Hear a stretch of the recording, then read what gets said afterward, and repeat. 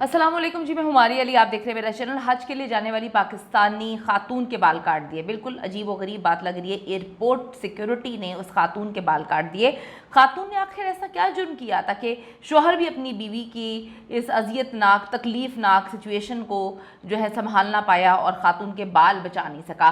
सीमा बानो ने अपने बालों में ऐसा क्या छुपाया हुआ था कि पाकिस्तान कराची की जो सिक्योरिटी है वो कहीं से भी सेटिस्फाइड नहीं हो रही थी, या फिर अमले के अपने कुछ मामलात ऐसे थे कि बदला लेने के लिए उस खातून के जो है वो बाल काटे। अफसोसनाक जी वाक़या पेश आया है कराची के जिना इंटरनेशनल एयरपोर्ट पर। सिक्योरिटी फोर्स के की जो सिक्योरिटी है वहाँ की उनकी शक की बुनियाद पर एक खातून आज़मीन हज जो है उनके बाल काट दिए गए। बिल्कुल आपको अजीब लग रहा होगा, ये बहुत ही अजीब व गरीब किस्म की बात है।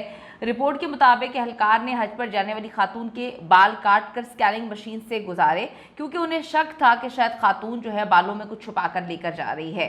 हज की अदायगी के लिए सऊदी अरब जाने वाली सीमा बानो और उनके शोहर मोहम्मद शफी अहमद एयरपोर्ट सिक्योरिटी एहलकार को अपनी सफरी दस्तावेजात दिखाकर जो है वो इंटरनेशनल लाउंज में दाखिल होते हैं।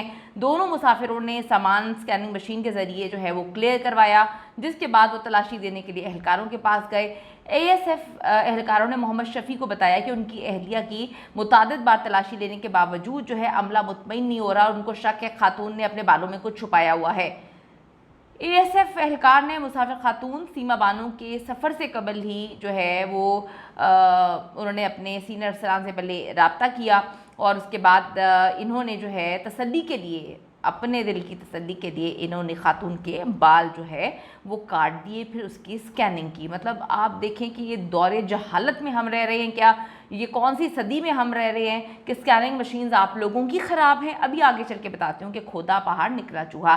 सीमा बानो के शोहर जो हैं ये मंजर अपनी आंखों से देख रहे थे, बेबसी से देख रहे थे, और सीमा जो है वो रो रही थी और चिल्ला रही थी, इल्तिजा कर रही थी कि खुदा का वास्ता है, हम तो अभी पाकिस्तान की हदूद से नहीं निकले, हम तो हज के लिए जा रहे हैं, आप मेरे साथ ये सब कुछ क्या कर रहे हैं? एयरपोर्ट पर मौजूद मुसाफिरों ने भी एहतजाज किया और वास्ते दिए कि भाई आप अपनी मशीनरीज को सही करें, या आप क्या करें? ये कौन सा तरीका होता है कि आप बाल काट दें? लेकिन कुछ भी जो है फ़र्क नहीं पड़ा और उन्होंने ये ज़्यादती की है। अब वजारत हवाबाजी ने 1 जून को पेश आने वाले इस वाक़े की तहकीकात के लिए 4 रुकनी कमेटी बना दी है।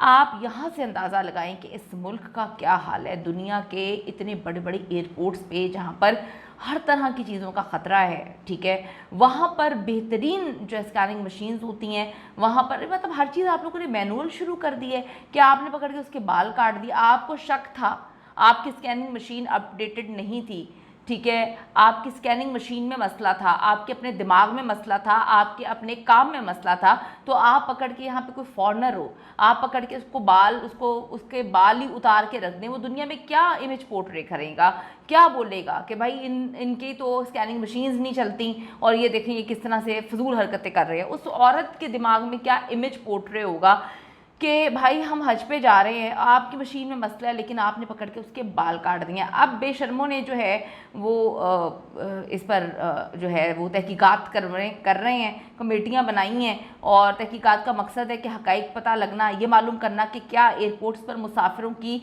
जो स्कैनिंग है, जांच के तरीके जो है उस पर सही तरीके से अमल नहीं हो रहा। 4 रुकनी तहकीकाती कमेटी इस बात का भी तयन करेगी कि ASF एहलकारों की जानिब से इस मामले में की गई कार्रवाई जो है वो प्रोटोकॉल के मुताबिक थी या उन्होंने अपने इख्तियारात से तजावुज़ किया। डेफिनेटली तजावुज़ ही किया है। 4 रुकनी कमेटी को 2 रोज़ में वाक़े की रिपोर्ट पेश करनी है। मुल्क भर में जी इस वक्त हज फ्लाइट्स आ रही हैं, आज़मीन हज के लिए खुसूसी परवाज़ें चलाई जा रही हैं। पाकिस्तान हज मिशन 70,105 सरकारी और 80,000 से ज़ायद प्राइवेट आज़मीन की इस वक्त मेज़बानी कर रहा है। अब तक 42,000 से ज़ायद सरकारी स्कीम्स और निजी हज स्कीम्स के 13,500 से ज़ायद आज़मीन सऊदी अरब रवाना हो चुके हैं। अब ये देखें इस तरह के वाक़यात पेश आ रहे हैं। अपनी राय ज़रूर दीजिएगा कि अगर स्कैनिंग मशीन्स में मसला है तो आप किसी को भी गंजा कर देंगे, किसी के भी कपड़े उतार देंगे, किसी का भी कुछ जो है, अगर आपको पेट के अंदर शुबा हो कि किसी के पेट के अंदर कोई चीज़ है, स्कैनिंग मशीन में पेट के अंदर आ रहा है, तो उधर ही आप ऑपरेशन शुरू कर देंगे, आप उसका पेट काटना शुरू कर देंगे।